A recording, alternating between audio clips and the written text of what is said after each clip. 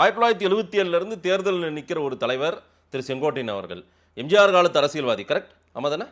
அப்படிப்பட்ட ஒரு தலைவர் ஒரு அதிருப்தியில் இருக்காருன்னா அதை இமீடியட்டா சரி பண்ண வேண்டிய நிலையில தான் அந்த கட்சி தலைமை, எந்த கட்சியா இருந்தாலும். அவரோட சீனியர்ல பொன்னையன் அவர் ஒண்ணும் பண்ணலையே. எடப்பாடி தான் தலைவர்ன்றாரு, எல்லாமே எடப்பாடின்றாரு. அவர் பொன்னையன் என்ன சொன்னாரு? இல்ல அதான் சொல்றேன், எல்லாமே எடப்பாடின்றாரு. பொன்னையார் என்ன சொன்னார்னா, நீங்க சொன்ன இப்போ சீனியர் மதிக்கணும்ல, நீங்க சொன்ன மாதிரி. அப்போ பொன்னையனை வந்து எடப்பாடி நம்ம செங்கோட்டையை மதிக்கணும்ல, அவரோட சீனியர்ல.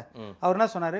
பொன்னையன் சொன்ன அந்த காரணத்தை உதாசீனப்படுத்திடலாம், அது ஒன்றும் பெரிய விஷயம். அவர் சொன்னது வந்து பொறுத்த யார்? செங்கோட்டையன். இவர் நம்ம பொன்னையன் சொல்றாரு. பொன்னையன் தானே பேட்டி கொடுத்தாரு. ஆமா, சொன்னாரா இல்லையா? யாரு? இபிஎஸ் சொன்னதை சொல்றீங்களா? செங்கோட்டையன் சொன்னதை.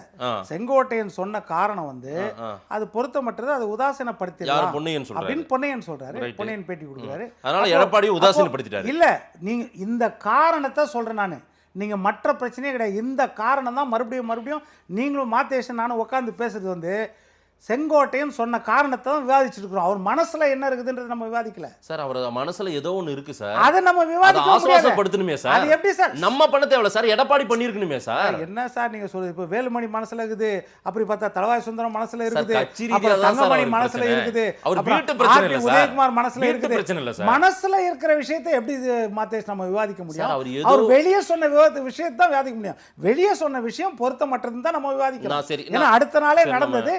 எம்ஜிஆர் புரட்சி தலைவர் புரட்சி தலைவி மாளிகை டெல்லியில், இந்தியாவை கோல வச்சுக்கிற டெல்லியில் அலுவலகம் திறக்கப்படுகிறது. அதுதான். அப்போது அந்த காரணம் வந்து அவர் வந்து ஏதோ ஒரு மனக்குமரல்ல அவர் சொன்ன காரணம், அவ்வளோதான் ஒழிய அது பெரிய காரணம் கிடையாது.